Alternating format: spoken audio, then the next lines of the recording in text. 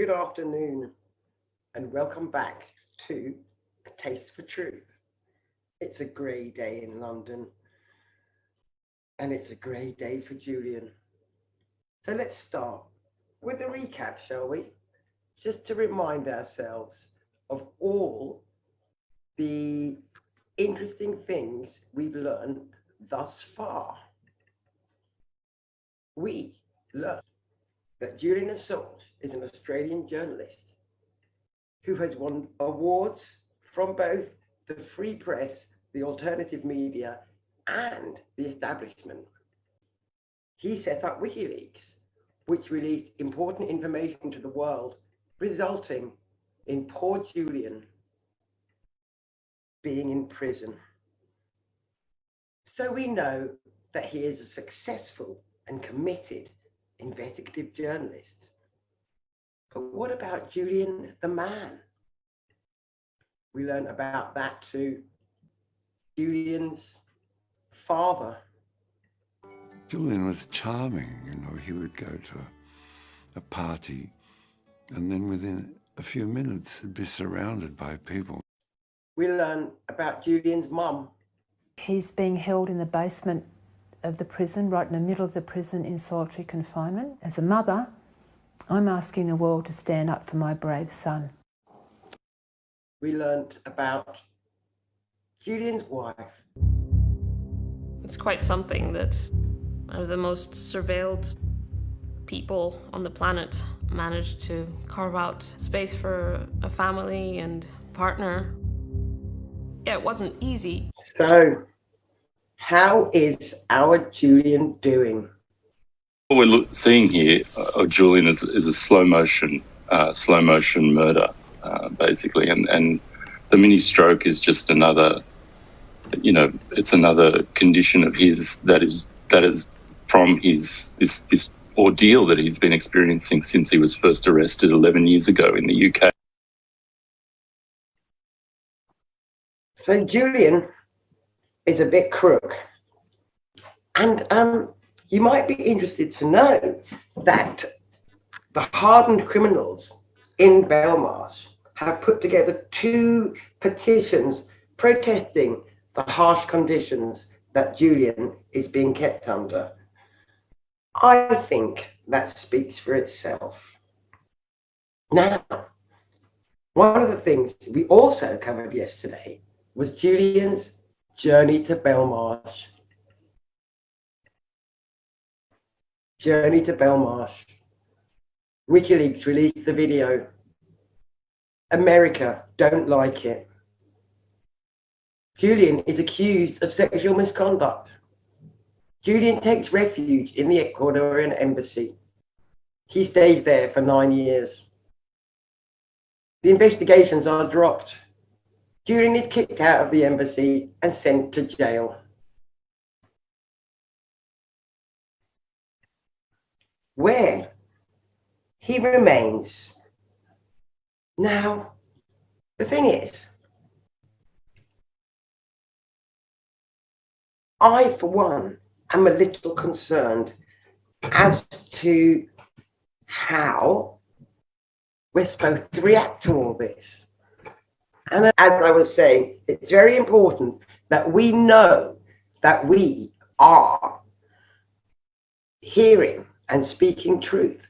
So today's truth task, I'm going to slip it in early because I want you to know how you can make sure that what you're finding out is in fact factual. Here is the website called WikiHow. On it are instructions as to exactly what to do in order to verify things that people like me online will tell you. Don't believe them. Don't believe me. Fact check it yourself. It's the only way. Now, on to more cheerful things. Yesterday, I promised you a bit of a romance, didn't I?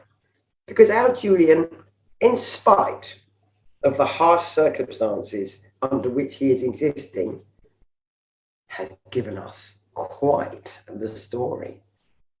Go.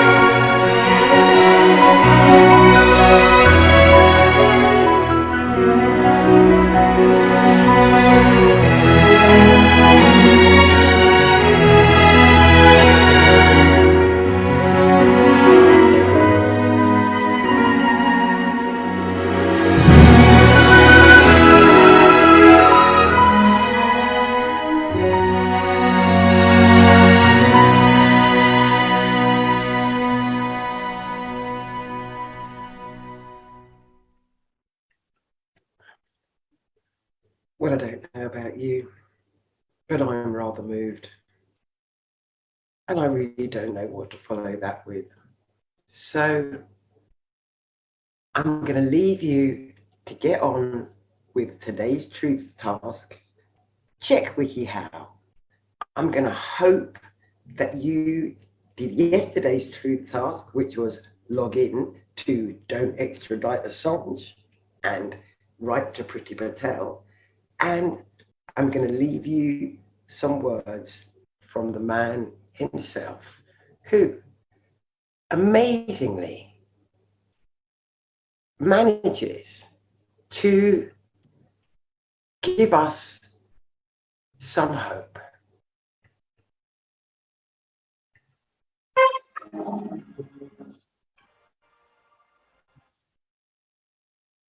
Well, apparently my screen sharing abilities are really, really not that great.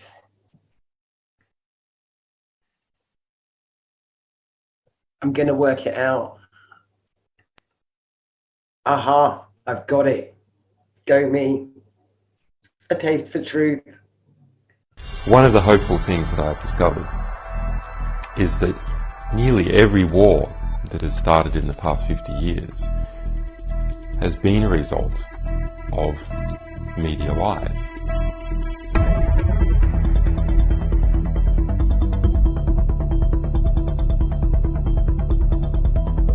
The media could have stopped it if they had searched deep enough. If they hadn't reprinted government propaganda, they could have stopped it. But what does that mean? Well, that means basically populations don't like wars. And populations have to be fooled into wars. Populations don't willingly and with open eyes go into a war. So if we have a good media environment, then we'll also have a peaceful environment. But our number one enemy is ignorance. And I believe that is the number one enemy of everyone, is not understanding what is actually going on in the world. It's only when you start to understand that you can make effective decisions and effective plans. Now, the question is, who is promoting ignorance? Well, those organisations that try to keep them secret, and those organisations which distort true information to make it false, misrepresentative. In this latter category, it is bad media. It really is my opinion that the media in general are so bad, we would have to question whether the world wouldn't be better off without them altogether. There's some very, very fine journalists, and we work with many of them, and some fine media organisations, but the vast majority are awful and are so distortive to how the world actually is, that the result is we see wars and we see corrupt governments continue on.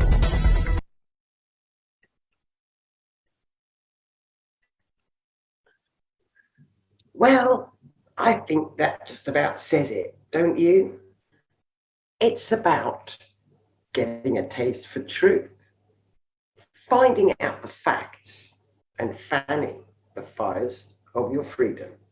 I'll see you tomorrow for more tidbits of truth. Have a fantastic day. And don't forget to fan the fires of your freedom.